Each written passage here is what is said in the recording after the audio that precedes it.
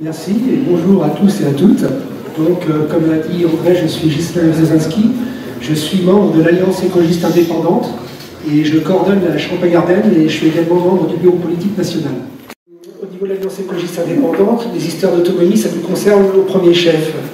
On va par exemple aborder la question de l'autonomie alimentaire. Je ne sais pas si vous vous souvenez, lors de la grève des routiers de 95, dans certaines grandes surfaces, c'était un peu chaud. Il y a certains rayons qui étaient bien vides. Et donc, en fonction de votre dépendance en termes de circuit d'approvisionnement, dans certaines grandes villes, il n'y a que 3 jours d'autonomie alimentaire d'avance dans les rayons. Ce qui veut dire qu'on peut être pris en otage par des corporations, et ça, d'un point de vue citoyen, c'est complètement inadmissible. Et l'idée que nous avons, en général, et elle est partagée avec Insolent, c'est que cette autonomie alimentaire doit être développée.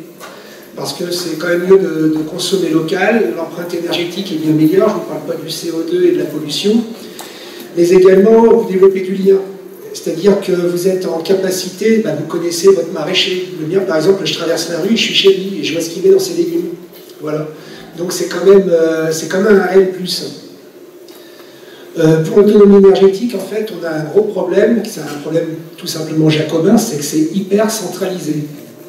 Et on ne peut pas dire qu'actuellement, le fait de produire l'électricité à 75% de nature nucléaire, ça soit super top.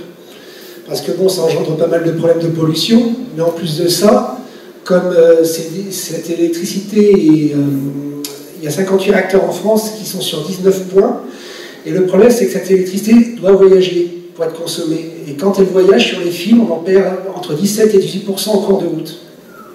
Donc c'est beaucoup.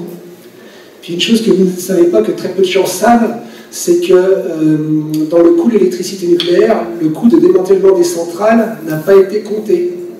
C'est la Cour des comptes qui l'a pointé il y a quelques années, et ce qui veut dire que la facture d'électricité ne peut qu'augmenter au fil des années. Voilà. Donc nous, derrière ça, on a une idée d'un mix énergétique un peu plus sage, entre guillemets, puisque l'idée, c'est de ne pas mettre tous nos œufs dans le même panier. Il y a eu notamment un rapport qui a été sorti par Greenpeace il y a quelques années qui dit que les centrales nucléaires ne sont pas du tout à l'abri d'une attaque terroriste faite par un avion comme lors du 11 septembre 2001. Donc c'est vraiment un point de vulnérabilité, et si à la place de centrales nucléaires on avait des milliers de mâts éoliens, on répartirait le risque. Il n'y a pas tellement longtemps, il y a un article qui est sorti, c'est EDF qui a fait une annonce concernant le réacteur de Flamanville, le fameux EPR, 10,5 milliards d'euros. Et la question qu'on s'est posée, mais pour cette somme faramineuse, combien d'éoliennes on est capable de construire? En fait, c'est une simple division. On considère que pour un mégawatt éolien, il faut 2 millions d'euros. Et donc, on est arrivé à la production d'environ, si on prenait que des éoliennes de 2 mégawatts, on arriverait à peu près à 5000 mégawatts. Alors que l'EPR est prévu pour produire 1650 mégawatts. Donc pour la même somme, on en fabriquerait 3 fois plus, avec beaucoup moins de risques. Par exemple, il faut savoir que les travailleurs nucléaires sont super exposés. Dans le jargon des gens qui travaillent chez EDF, les sous-traitants, ils sont appelés vulgairement viande à neutrons. Vous vous rendez compte? C'est quand même assez grave.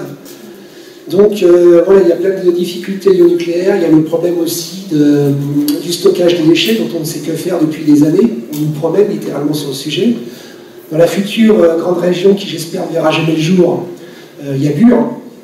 Donc avec les problèmes de migration des déchets, d'ici quelques centaines d'années, on pourra avoir des pollutions graves dans les principales villes de la région.